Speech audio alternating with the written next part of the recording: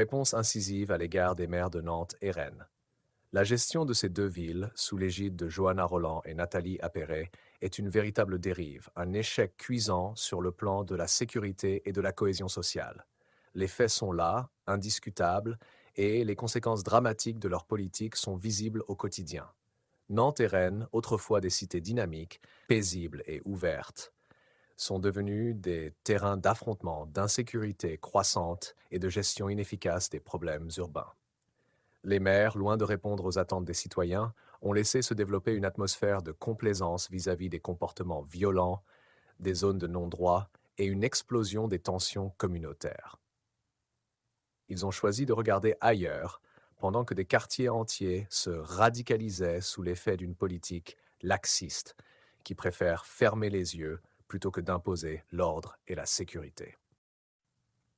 Les violences recensées dans ces deux villes ne sont pas des faits isolés, mais bien le reflet d'une politique qui a abandonné ses responsabilités. De l'agression au couteau dans les rues de Nantes à la montée de la délinquance à Rennes, ces événements ne sont pas le fruit du hasard. Non, c'est l'échec d'une gouvernance qui a failli à sa mission première, protéger ses citoyens.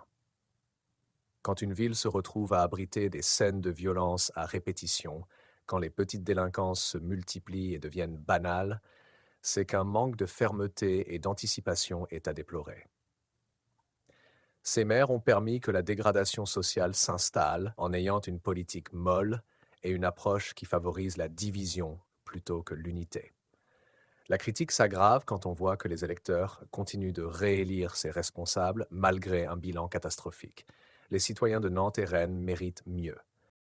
Ils méritent un leadership fort, une politique de sécurité sans compromis, une gestion des quartiers sensibles qui place l'humain au centre, mais aussi la dignité des habitants.